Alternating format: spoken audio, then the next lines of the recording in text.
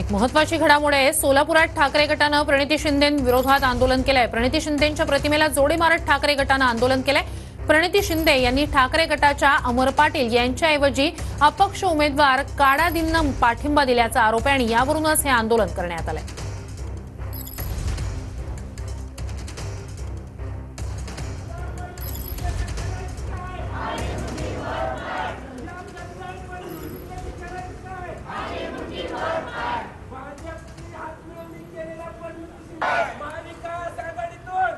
शिंदे यांनी सोलापूर जिल्ह्यातील शिवसैनिकांचा घात केलाय।